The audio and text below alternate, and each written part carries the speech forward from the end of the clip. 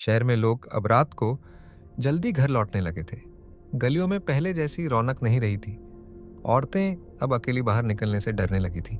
Police के पास रोज एक ही सवाल आ रहा था, सर, अगला नंबर किसका?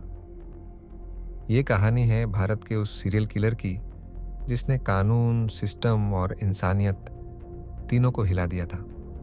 ये घटना हुई थी 2006 से 2011 के बीच एक ऐसे शहर में जहां लोग कभी चैन से सोते थे। लेकिन फिर आई वो रात जब पहली लाश मिली। पहली लाश 27 अगस्त 2006, स्थान रायपुर, छत्तीसगढ़। एक सुनसान रेलवे ट्रैक के पास एक युवक की लाश मिली, गला रेता हुआ। चेहरे पर अजीब तरह की मुस्कान थी, जैसे मरने से पहले वो कुछ देख चुका था जो उसे अब तक परेशान कर रहा था। पुलिस को शुरू में लगा ये कोई सामान्य हत्या है, शायद लूटपाट या झगड़े का मामला। लेकिन फिर ठीक 37 दिन बाद वही जगह वैसा ही मर्डर, और इस बार लाश के पास एक कागज का टुकड़ा पड़ा था जिस पर लिखा था शिकार नंबर 2, अगला जल्दी आएगा। नीचे सिर्फ एक अक्षर लिखा था, आर। दूसरा कत्ल और डर की शुरुआत। दूसरे मर्डर के बाद रायपुर पुलिस सख्ते में आ गई। अब ये साफ हो चुका था कि ये कोई आम कातिल नहीं है। सीरियल किलर का अंदाज था एक साइन छोड़ जाना, आर। मीडिया ने इस कातिल को नाम दिया रक्तलेख कातिल, द ब्लड लेटर। 2 हत्याएं, 47 दिन का गैप और एक जैसा तरीका। पुलिस ने दोनों पीड़ितों के बीच संबंध तलाशना शुरू किया, लेकिन दोनों एक दूसरे को जानते तक नहीं थे। ना उम्र मिलती थी, ना प्रोफेशन, ना बैकग्राउंड। बस एक चीज कॉमन थी, दोनों रात को अकेले पैदल घर लौट रहे थे। तीसरा शिकार और पहली गलती।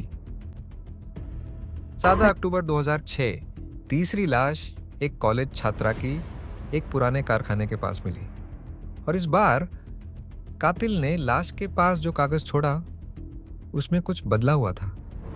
अब लिखा था शिकार नंबर 3। मैंने उसे देखा डरते हुए, मजा आया। नीचे फिर वही आर। लेकिन इस बार पुलिस को पास की दुकान के सीसीटीवी कैमरे से एक फुटेज मिला। एक काले जैकेट वाला आदमी आधी रात को लड़की का पीछा करता दिखा, पर चेहरा नहीं दिखा। अब पुलिस को यकीन हो चुका था ये एक साइकोपैथ है। मनोविज्ञान और मनोविकृति। अगले हिस्से में प्रोफाइलिंग शुरू होती है। चौथा मर्डर और कातिल की बचपन की परछाइयां सामने आने लगती है। कातिल का मनोविज्ञान, 3 लगातार मर्डर और हर बार एक नया शिकार, बिना किसी निजी कनेक्शन के। पुलिस ने एक क्रिमिनल प्रोफाइलर को बुलाया, डॉ संजय मेहरा। उनका कहना था ये आदमी सिर्फ हत्या नहीं करता, वो अपने शिकार के डर को जीता है। उसे नियंत्रण चाहिए। ये एक साइकोपैथ है, शायद बचपन में शोषण का शिकार रहा हो। उसकी पहचान उसका साइन है, आर। वो खुद को राक्षस समझता है। डॉन मेहरा ने पुलिस को चेतावनी दी, ये रुकने वाला नहीं है। चौथा मर्डर जल्द होगा और हो सकता है पहले से भी ज्यादा भयानक। चौथा शिकार, एक नया पैटर्न। दिसंबर 2006, ठंड की सर्द रात। एक टैक्सी ड्राइवर की लाश मिली, लेकिन इस बार कुछ अलग था। गला रेता गया था, पर साथ में एक हाथ भी काटा गया था। पास में एक नोट पड़ा था, शिकार नंबर 4, ये शहर अब मेरा है, क्या तुम मुझे ढूंढ सकते हो? अब आर के नीचे पहली बार एक नंबर भी लिखा था, 1847। क्या ये कोई कोड था या तारीख? पुलिस उलझ चुकी थी। अब केस सीबीआई के पास भेजा गया। कातिल के 4 शिकार और एक खुली चुनौती। केस की गहराई और कातिल की असली पहचान के करीब। अगले हिस्से में पुलिस को सुराग मिलता है, पुराने केस की फाइल खुलती है और एक ऐसा खुलासा होता है जो सबको हिला देता है। जहां कहानी मोड़ लेती है, अब पुलिस को एक ऐसा सुराग मिलता है जो इस सीरियल किलर की पहचान के करीब ले जाता है। सुराग जो अतीत से आया। सीबीआई की टीम ने जब 1847 को डिकोड करने की कोशिश की तो उन्हें एक पुराना केस मिला। फरवरी 2004 भिलाई के पास एक मेंटल असाइलम में आग लगी थी, जिसमें 1840 नंबर की फाइल का जिक्र था। वो फाइल थी एक कम उम्र के लड़के की, जिसने अपने ही परिवार पर हमला किया था। और फिर गुमनाम हो गया। नाम रघुवीर, उम्र तब 14 साल। वो केस कभी सुलझा नहीं और अब ये आर कातिल, क्या वही रघुवीर था? सीबीआई को अब शक होने लगा कि ये सीरियल किलिंग एक लंबे प्लान का हिस्सा है। अध्याय 7, पांचवा शिकार। एक संदेश, मार्च 2007। एक पुलिस अफसर की लाश मिली जिसने रघुवीर के केस पर काम किया था और इस बार सिर्फ खून से। दीवार पर लिखा गया था, तुमने मुझे पागल कहा था।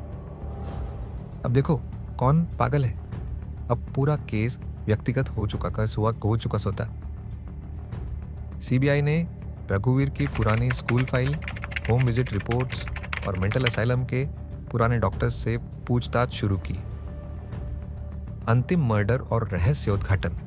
आखिरी हिस्से में कातिल का अतीत पूरी तरह उजागर होता है, उसका मकसद सामने आता है और हम देखते हैं कि क्या पुलिस उसे पकड़ पाती है या नहीं।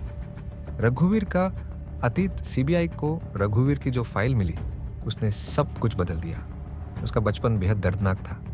पिता शराबी और हिंसक, माँ मानसिक रोग से पीड़ित और स्कूल में हर दिन अपमान और मारपीट। एक दिन 14 साल की उम्र में रघुवीर ने अपने पिता की हत्या कर दी, फिर माँ को जहर देकर मार डाला। कोर्ट ने उसे नाबालिग मानकर मेंटल असाइलम भेज दिया, लेकिन वहाँ उसे और भी यातनाएं मिली और फिर एक दिन असाइलम में आग लगी जिसमें वो मरा हुआ मान लिया गया, पर वो जिंदा था। और अब 2006 से 2007 तक वो अपने सारे पुराने दुश्मनों को निशाना बना रहा था। सीरियल किलिंग उसका बदला था। अंतिम शिकार।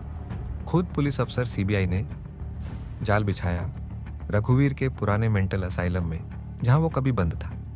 एक रात 13 जुलाई 2007 को वहीं एक अफसर को लालच देकर बुलाया गया और ठीक आधी रात को रघुवीर सामने आया।